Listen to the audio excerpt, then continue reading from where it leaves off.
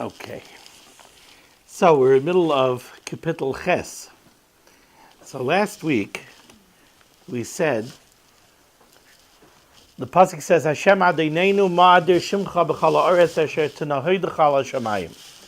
So he said last week that there's this, the word I'll use is conflict between, not really conflict, but you have, if you look at the Shamayim, you see tremendous neflois habayre in the Shamayim. You look up and you see the cosmos, you see the sun, you see the stars, you see the planets. It looks amazing. But yet Dovid HaMelech says, Ma'adir shimcha b'chal ha'aretz, that the real might of Hashem's name is not seen in Shamayim, it's seen ba'aretz, because it's seen by man. Man is where you really see Hashem's majesty and Hashem's power, is by the creation of man. And the way the Rabbeinu Shalom imbued man with intelligence and created everything for man. It's interesting that I was thinking about it. The bracha of Asher Yotzar. The bracha of Asher Yotzar, we say Asher Yotzar es ha'adam b'chachma, who created man with wisdom. Now the truth is, this is one of those things that we tend to say, and we think it's very simple. Asher Yotzar es ha'adam b'chachma, the Hashem created us with wisdom. What does that mean? Hashem created us with wisdom. It's actually a machlokes rishonim, what it means. Rashi says, Asher Yotzar es ha'adam b'chachma means Hashem used tremendous wisdom when he created us. And Rashi gives an example. His example is, he says that the guf is like a noid, it's like a flask. It's a flask full of air. And we know that if you have a balloon, and a balloon is full of air, you give one prick to the balloon, and all the air escapes. And yet, a man's guf, a person's guf, is also full of air. It's not a vacuum inside the guf, and there are many openings to the guf, and yet the air does not escape. That's the example that Rashi gives for Asher Yotzar es ha'adam b'chachma. Tosfos says differently. Tosfos says Asher Yotzar es ha'adam b'chachma, Hashem created man with wisdom. Where do you see the wisdom? The wisdom is that Hashem created everything in the world, and only then did he create man. Really, the Rebbeinu Shalom could have done it differently. It's like I always say, you go to a restaurant and you order your food, and then you have to sit there for 25 minutes until your food comes. And you eat all the nonsense that they put on the table, and then by the time your food comes, you're full, and you end up leaving over half your portion. So the Rebbeinu Shalom could have created man, put man into a world that didn't have the things that he needs, and say, okay, now wait a little. Don't worry, it'll come. We'll get to it. Vegetables? That's coming. Oh, you want meat? Meat's at the end of the week. So Hashem could have done that, but he didn't do that. Hashem created everything, and then he created man when everything was here already for him. That's Asher Yotzar es ha'adam b'chachma. But what you see from Tosfos also is this idea, Asher Yotzar es ha'adam b'chachma, that he created man last. That's because man is the tachlis of the bria. Man is the entire purpose of the entire bria. Everything that was made for man. And the Rebbeinu Shalom created everything that man would need, and only then did he put man into the world. Now, that means everything that came before man is something that man needs. So like I mentioned last week, a star that's 100,000 light years from Earth is something that we need. Now, we don't know why we need it. We don't know what it does. But it's like I always said in davening. We say in davening, Moine mispar lakachavim. He gives a number to the stars. Lechulam shemais yikra. He gives every star a name. Now, I didn't hear it this year. Every year around the Chagah time, they have that advertisement on the radio. Give a great gift to somebody. Name a star after him. I always thought to myself, if somebody would give me that as a gift, I'd throw it at him. I'm like, what does it do for me? Kane 1949 is named after me. Like, big deal. But, in all seriousness, the Ribbono Shel Olam gives a name to every star. Now, what's a name? What is a name? The name that they put into the star registry is ridiculous. It's completely arbitrary. It doesn't mean anything. It's not recognized by anything. And the astronomers are not going to start calling that star Yisrael Weiss either. It's just a nonsense book that somebody put out, Star Registry, and it's going to have your name in it. But that's not true by the Ribbono Shel Olam. We find by Sheshis Yimei Bereshis, it says that the Ribbono Shel Olam created all the animals, and he brought all the animals to Adam HaRishon, and whatever Adam named them, that's their name. So in English, a lion is a lion. But lion doesn't mean anything. Lion, like the Sfarim say, all it is a haskamas ha'umois. It's the people got together and agreed that we're going to call this lion, because we need an identifier. So we got to call it something. So they decided on lion. But there is nothing intrinsic to the word lion that speaks to what a lion is. In Lashon HaKodesh, a lion is an ari. The word ari is the uptaich, we would say in Yiddish. It's the definition of a lion. The word ari, if you understand etymology and you understand Lashon HaKodesh, the word ari speaks to the nature of a lion. It is the description of lion, is ari. So it's what we say is Lashon HaKodesh is in an intrinsic language. The name of everything, not just animals. The name of things speaks to their essence in Lashon HaKodesh. Naming children, the Zohar brings down that when a father names a child, it says that a malach comes and a malach puts a piska, a malach puts something into the mouth of the father. That the naming of a child is a Ruach HaKodesh. It's not just, okay, they decided that you think you decided, but there's a hashpah of some kind that comes min hashamayim. What the name of that child is speaks to the child. That is part and parcel of the child's nature. It matters. The name matters. It's a real thing. So when the Ribbono Shel Olam, when Dovid HaMelech says in Tehillim, Moine mispar lakachavim, that the Ribbono Shel Olam counts the stars, ulechulam shemais yikra. Every one of those stars has a name. That means that every one of those stars has a role. And the role of that star is not for its solar system, way over there. The role of that star is for us over here. Our science has no comprehension of what that means. Our science, our limited science, has no comprehension of how that star over there has any possible effect on us. But we know that the Itztagnine Paroi, right, the Paroi's astrologers, were able to look up into the Shemayim, they were able to look at the stars, and they were able to see that the Mashiach Shel Yisrael was going to be born, and that he was going to be Nidain B'mayim, he was going to be judged by water. So there was something that they understood that we don't. But whatever it is, those stars matter. Those stars matter. But all of it is only for man. And that's why we said last week, Dovid HaMelech said, Hashem Adonenu, Ma'adir Shimcha B'chol ha'aretz. How majestic and how mighty is your name, B'chol ha'aretz, in this world, where you put man, where you made a Klal Yisrael, and you put man to serve you, Asher T'nahoidach ala Shamayim. And for that, you placed your majesty up in the Shamayim. Everything that happens up in the Shamayim is only for us. It's only on account of us down here. And it goes to show us how valuable and how precious we are. So that's last week's pasuk. Asher T'nahoidach ala Shamayim. In this week, Dovid HaMelech says in the next pasuk, Mipi oilalim v'yonkim, from the mouths of small children, and yonkim, infants that are nursing from their mothers, yisadata oiz, you established your power and your strength. Mipi oilalim v'yonkim, it's from the mouths of infants and children that you establish your power. Laman tzayrerecha, in order to deal with your enemies.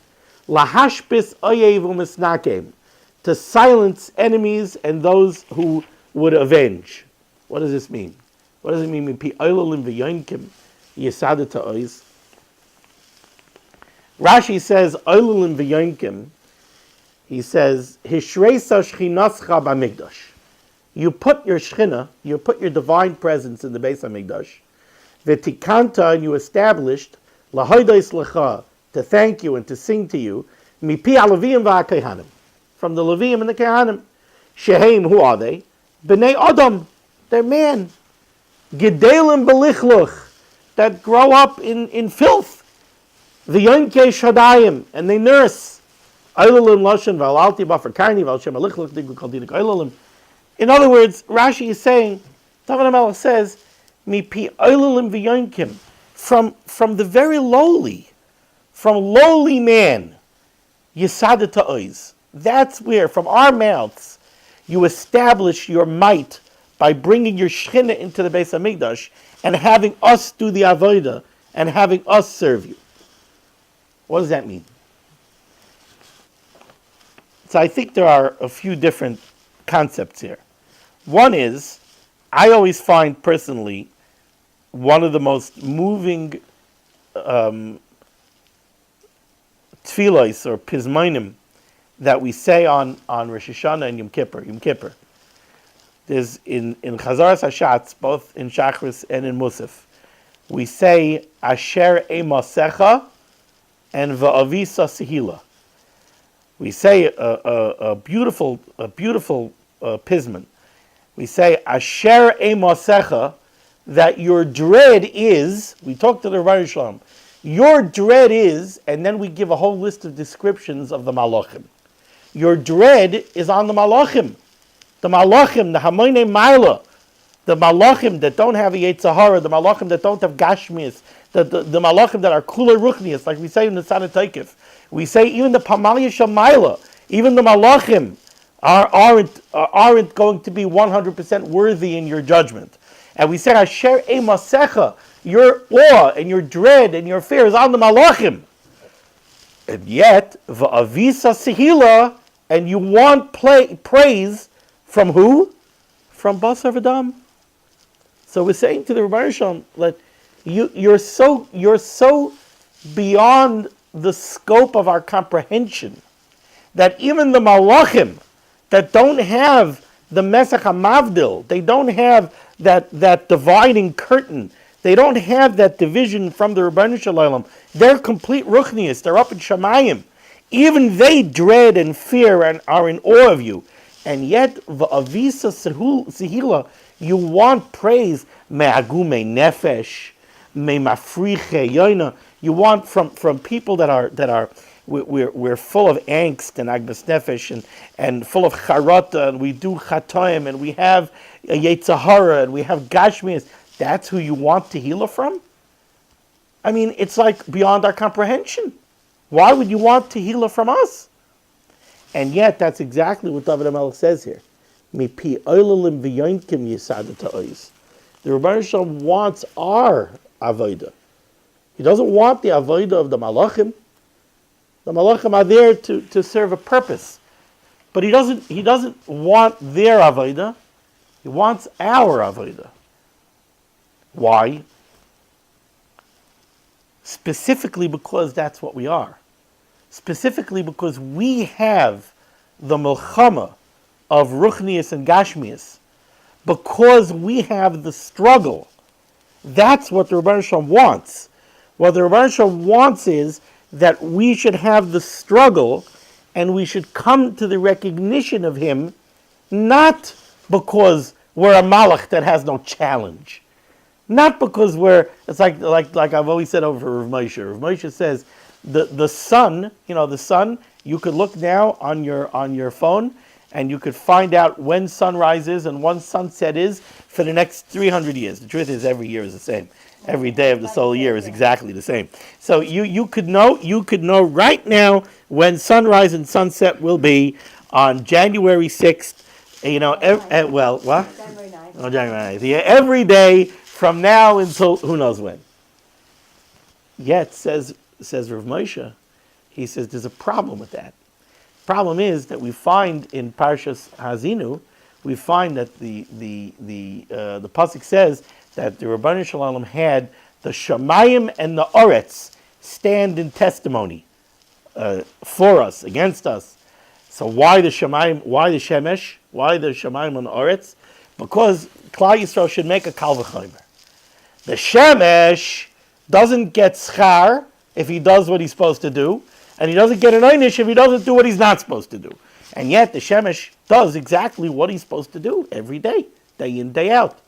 So a mensch who's going to get a patch if he does an Aveira, we're going to get an einish if we do an Aveira, and we're going to get tremendous schar if we do mitzvahs. So certainly we should do what we're supposed to do.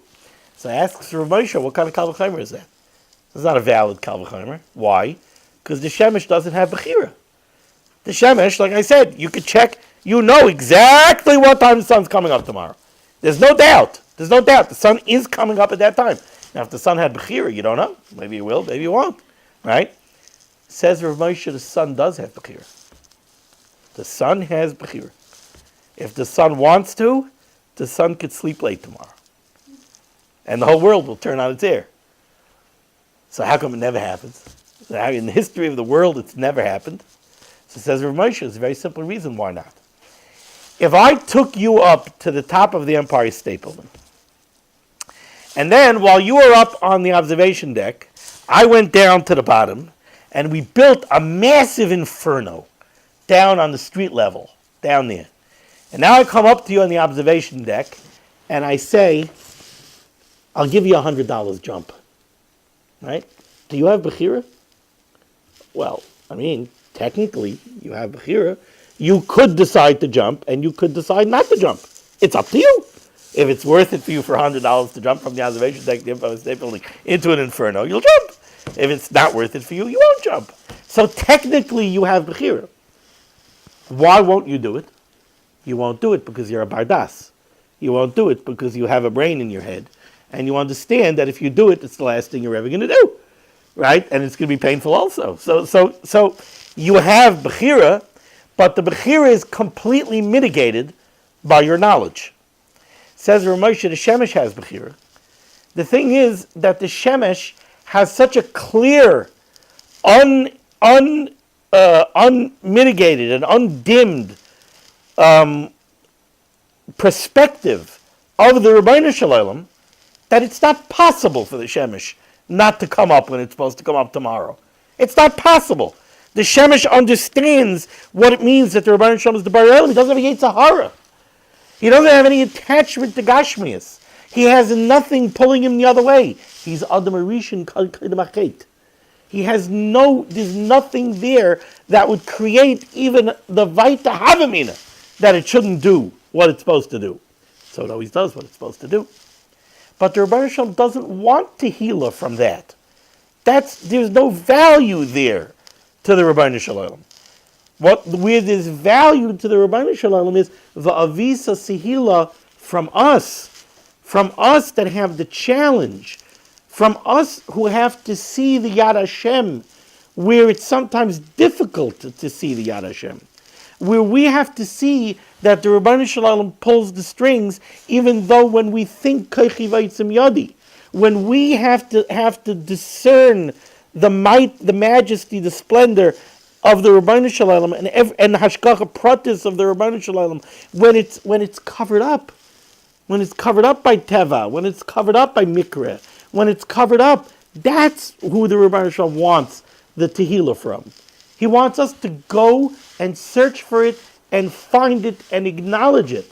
That's Va'avisa Tehillah from us. That's Mipi Oilalim V'Yankim Yisadet Ta'oiz. And that's really Yesada Ta'oz. That's where you see the true strength of the Rebbeinu Shalom. When somebody works for it and finds it and acknowledges it, that's where you really see from the Shemesh that has no challenge, doesn't have to think twice. You don't see it from there. So that's one pshat. Mipi Eilim V'Yankim Yesada Ta'oz.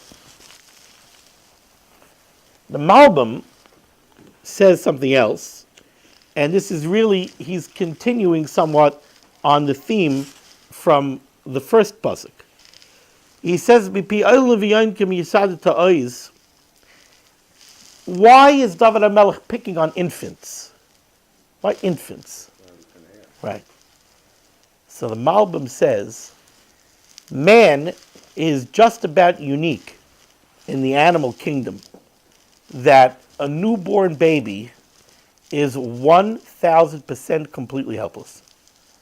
And not only is that baby helpless for a day or a week, you have some animals where the animal that's born, the newborn baby, is also helpless for a short amount of time. But in the animal kingdom, an animal's got to start, dealing for himself very, very, very early in life. Not so by man. By man, a baby is helpless for quite a long time. Not only is a baby helpless for quite a long time, the truth is that man, just man alone, does not seem to be so well equipped to last very long in this world. You go to the Bronx Zoo and you look at the animals and they'll tell you, oh, this animal has a very thick, heavy fur coat because its natural habitat is in the tundra where it's very, very cold. That's nice.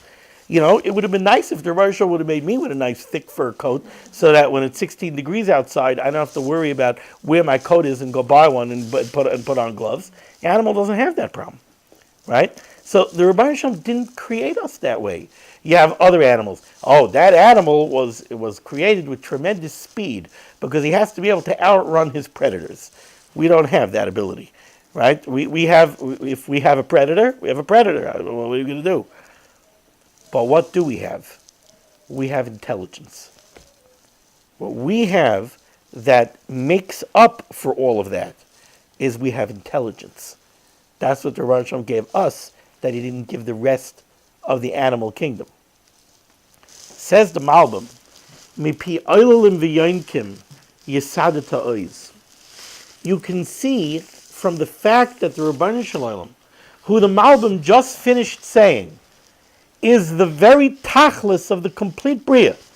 Everything that's in the Bria was only made for us. And yet the Rebbeinu Shalom creates us, Eilim V'Yankim. He creates us weak, helpless, totally dependent on what? On our intellect. And mipi Eilim V'Yankim. It's from the mouths of Eilim and Yankim. Says the Malbim, why does Dovid HaMelech pick on the mouth? So he says, and this is a little bit of a concept that we've mentioned before, he talks about the power of speech. And he says that speech is Noisaf Boi, the Rebbeinu Shalom added to man, Koyach HaMedaber HaSichli, the ability to speak with intelligence. HaKesher HaNifla, the incredible kesher, the incredible connection, the wondrous connection, and this is the key phrase, Boi Koshar Shnei Olamos. With that power, the two very different worlds are combined. Gashmi v'sichli. The Olam HaGashmius, the worldly, the Chaimer, the Olam Hazeh, and the Sichli. Seichel is ruchnius. Intellect is spiritual. That's not tangible. Sichli is ruchnius. Here, with the power of speech, we have what's unique in the whole world, which is a connection between Gashmius and Ruchnius that only exists by man. I mentioned Asher Yotzar. I told you what Rashi says. Rashi says that man is like a noid, like a flask, mole ruach. That's Rashi's words. And most people translate mole ruach, meaning full of air. The lungs have air in them, the abdominal cavity has air in it, and yet, says Rashi, the air doesn't escape. Says Reb Shimon Schwab, such a beautiful word for Reb Shimon, Tzadik Levracha. He says, that's not what Rashi means. He says Rashi means that a mensch is like a noid mole ruach, full of a ruach. What's a ruach? A ruach elikim mimal. A nishmas vayipach pa'apav nishmas ruach chayim. The neshama, the spark of spirituality. That's the ruach. The ruach is our nefesh. The ruach is our neshama. And says Reb Shimon, what Rashi means is this incredible wonder that the Rebbeinu Shalom was able to take a neshama, he's able to take a Devar Ruchni, and put it into a guf that's Gashmi, and yet the Ruach doesn't escape. What's a Ruach doing in a Gashmi? A Ruach, a neshama, has no place in a Gashmi. It doesn't belong here. It's not only that, it's antithetical. It's oil and water. If you take a magushim and you put a neshama in it, the neshama should want to run away. It's like negative pressure, right? Why does the air come out of the balloon? Because there's negative air pressure. There's so much more air pressure outside of the balloon, it just squeezes the balloon closed. People think, it's one of those things in science that are counterintuitive. It's like most people think that the reason a plane flies is because the air underneath the wing is holding up the plane. That's not true. It's exactly fakert. It's exactly the opposite. The air that's on top of the wing of the plane pulls the wing up. That's the way planes work. The shape of the airfoil, the shape of the wing creates negative pressure so that the speed, the air on top of the wing, it passes over the wing faster than the air under the wing. That creates negative pressure on top of the wing, which pulls the plane up, which is why pilots always talk about lift. They don't talk about push. They talk about lift. You need airspeed to create lift. The same thing with balloons. People think that there's so much air pressure that the air inside the balloon is trying to push its way out. No, the air doesn't want to go out. The problem is that all the air pressure outside the balloon is squeezing the balloon, and that's what makes the air escape. Says Reb Shimon, you put a neshama inside a guf? The neshama doesn't want to be in a guf. The neshama belongs over there. It doesn't belong here. And it's oil and water. It wants to separate. Yet the Rebbeinu Shalom makes it that the guf holds the neshama. This is a terrible, and this is the Melchama Hagdola that the Mesulas Yesharim talks about. This is the Melchama Hagdola. The neshama doesn't belong here, and yet it's tied here. And the job of the person is to meld. And I want you to know this goes so deep. Tumas hames. A mace transmits tuma. You touch a mace, or you touch somebody that touched a mace, you can't go to the Beis HaMikdash. You go to the Beis HaMikdash, chayv kares. You can't go to the Beis HaMikdash. A kohen, you can't do the avodah. Can't eat truma. Can't, right? What is this tumas hames? Where does it come from?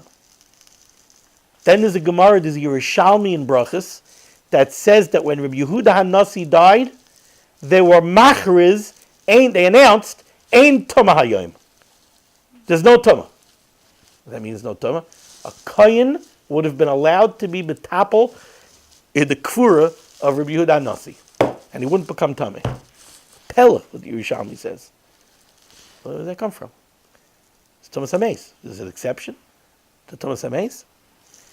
Says the Rabbeinu Bechaya, you have to understand what tumas hames is.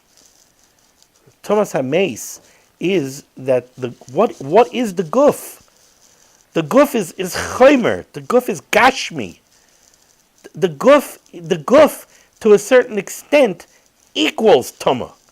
It's something from this world, which is lehedya, not that world. The two don't meld. Tumah and Tahara don't mix.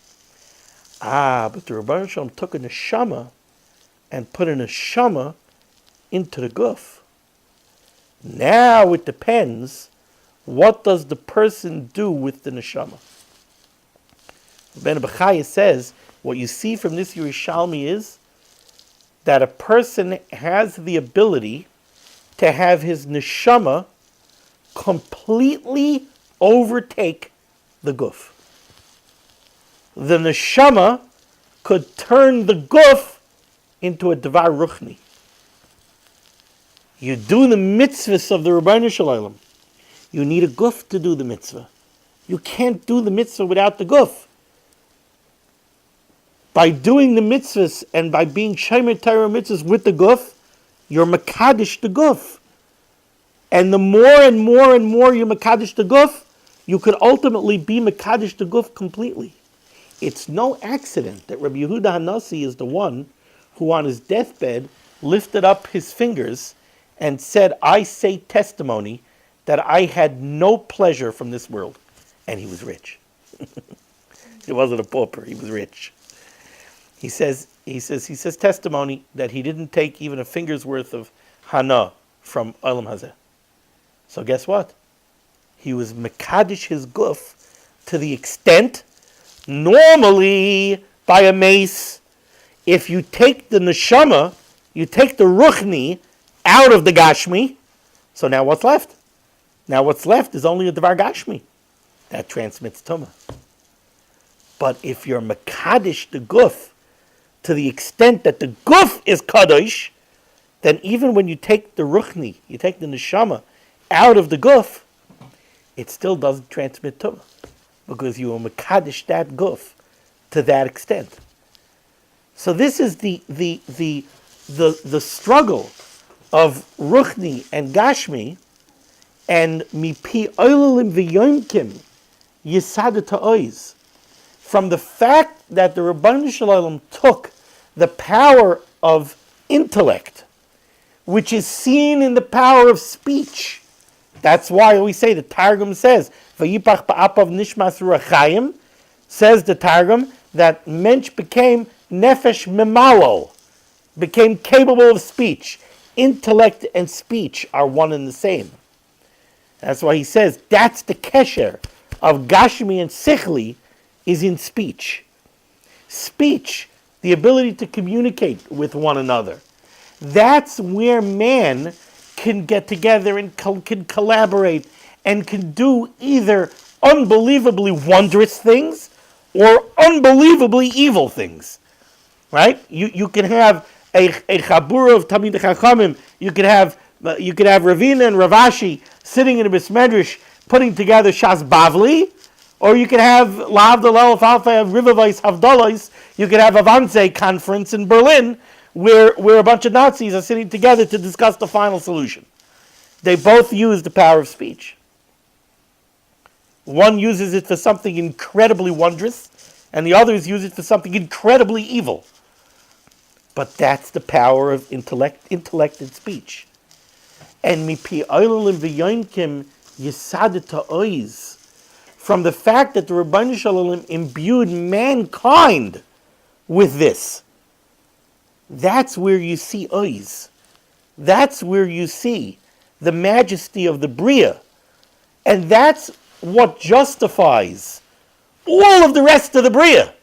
All of the rest of the Bria is justified by virtue of the fact that there is mankind that can reach such incredibly lofty heights. The last thing that I would say on this pasuk, and this is my own, is mipi oilim v'yomkim yisad ta'oiz.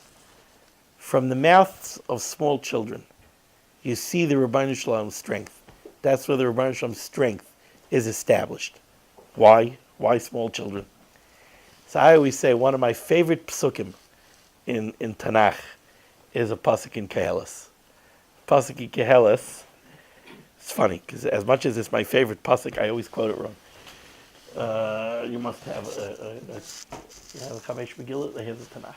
If I can find it quickly, because I hate quoting psukim not properly. But the pasuk says, "Esa Adam asa Esa Elikim asa Esa Adam Yashar," that the Rebbeinu Shalom made man straight. He made him straight. V'heim bikshu chishbonos rabim. But then they go ahead and they make all sorts of convoluted chishbonos. So I'll give it to you in very contemporary terms. Very contemporary terms.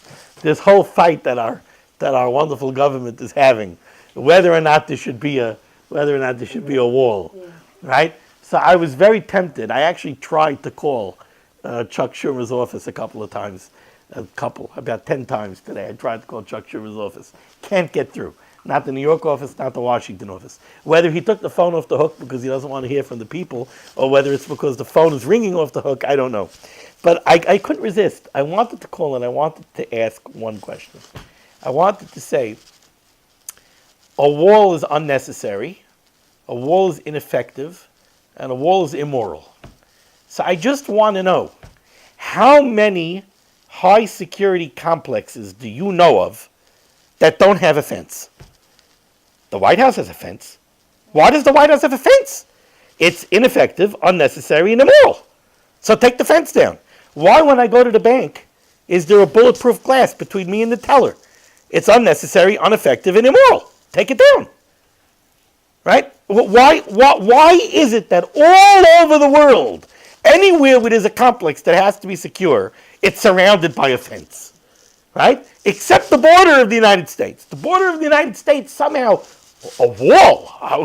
Who ever heard of such a crazy notion? That you should have a wall to keep people out. You don't use a wall to keep people out. You want to keep people out, you use a drone. I mean, it's insane. It's the level of absurdity is just is beyond comprehension. I said, Es Elikim asa es Adam Yashar. Normal people, if a person would just be able to remove from his brain all of his agendas and personal, vendettas and everything else, he would think straight. So a person that's not lost in the politics of the situation, somebody who's not a Democrat, not a Republican, I don't know, go to a Canadian and who has no skin in the game at all, and he couldn't care less, and ask him, do you think a country that has a border should have a fence? He would say, yeah, unless they want to have open borders and they just want to let anybody in. But if you do have a policy of who could come in and who could not, you should have a fence. But once you start mixing in the agendas and the cheshbonos and everything else, suddenly you're capable of getting up and making a statement that a wall is ineffective, unnecessary, and immoral. Right? So that's Esa Elikim, also Esa Adam Yashar. A person without all of his crazy agendas and everything else is straight. A person is naturally straight. But the problem is, Heim Bikshu Cheshbonos Rabim. But then they go ahead and they make all sorts of cheshbonos and everything else. So I said, Mipi oilim v'yonkim yesadet ha'ois. Children that are still pure, children that don't have the vendettas, and children that don't have the agendas and everything else, that's where you could see yesadet ha'ois. Don't ask Stephen Hawking if he thinks that there's a God. Stephen Hawking has an agenda. Either the agenda is, if there's a God, I have to be beholden to what he has to say. If there's a God, that means that there's a higher power that knows more than me. If there's a God, that means that not everything is explainable and I want everything to be explainable. If there's a God, maybe I have to be angry at him because of what he did to me. If there's a God, so there's 1,000 cheshbonos why I don't want there to be a God. But it's so simple. The way the Rambam says it. It's so simple. Go traveling for 3 days in a forest, and if you bump into a house in the middle of the woods, you know that somebody built it, right? You're not going to walk 3 days in the woods and say, wow, there's a house here in the middle of the Amazon? That means that houses are capable of spontaneous building. Apparently, houses can happen by themselves, because I walked 3 days in the Amazon, and there was a house. How did a house get here? It must be that houses can happen by themselves. So now, I could go into Manhattan and I could be a squatter. I could take a house and I could move in and say it's mine. Mehechatesa, you built it. It came by itself. So why should you have it? I want it. Right? What nut would say such a thing? No, there isn't a nut in existence. The biggest kafir, the biggest atheist, the biggest agnostic wouldn't say that if there's a house, the house happened by itself. Yet, a tree, or for that matter, a man who has what does a house have on a human being? How could you even begin to compare the complexity of a house and a human being? What's a house? A house is sticks and boards and wires and pipes. What is it? Glass. What is it? Does a house have anything on cellular respiration? I mean, it's insane. But a person is an accident. It's an accident. You know, molecules bumped into each other, gravity and neutrons and protons, blah, blah, blah, blah, blah, blah. That happens by itself. House to happen by itself, that can't be. It's the same thing. It's the same thing as the wall. I mean, it's absurd beyond absurd. And yet the majority of the world right now, the majority of the world has no problem, apparently, believing and saying that man happened by itself somehow. It was a mistake. I don't know. It was an accident. It was, So it's beyond ridiculous. It's beyond ridiculous. But mipi oilim v'yonkim yisadatois. If you go to a child and you ask a child, could a house happen by itself? They'll say no. I mean, a child wouldn't have this dream. Okay. Good to see you back. The Canadians also need a wall. They're talking about it. Oh, they don't have one either, huh? Oh, no. It's a wall like a solar concept. It's like, as far as the Torah goes, the Torah say